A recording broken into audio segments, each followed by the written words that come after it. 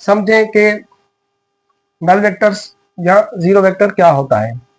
The vectors whose magnitude is zero, यानी ऐसे vectors जिनका मैग्नीट्यूड जीरो के इक्वल हो, तो हम उन वेक्टर्स को कहेंगे जीरो वेक्टर।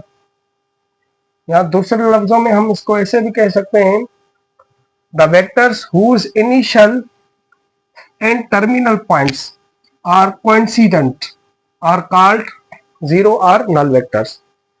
यानी ऐसे वेक्टर्स जिनका इनिशियल पॉइंट और टर्मिनल पॉइंट एक ही हो, यानी कोइंसिडेंट हो, यानी एक ही जगह पर हो, ठीक है, तो उन वेक्टर्स को हम कहेंगे नल वेक्टर या जीरो वेक्टर।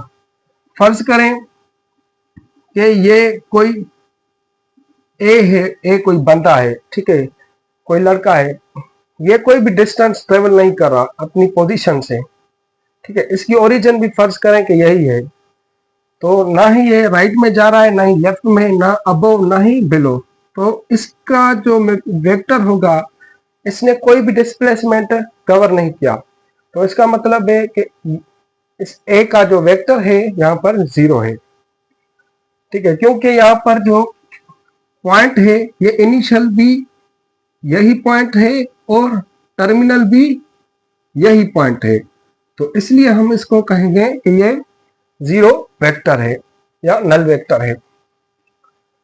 नल वेक्टर को किस फॉर्म में लिखा जाता है?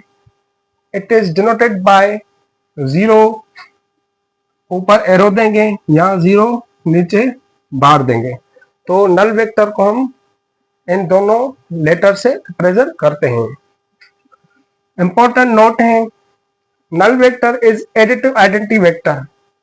ये नल वेक्टर जो है इसको हम एडिटिव आइडेंटिटी वेक्टर कहते हैं, यानी ऐसा वेक्टर जो किसी भी वेक्टर में ऐड हो तो उस वेक्टर में कोई इफेक्ट न पड़े।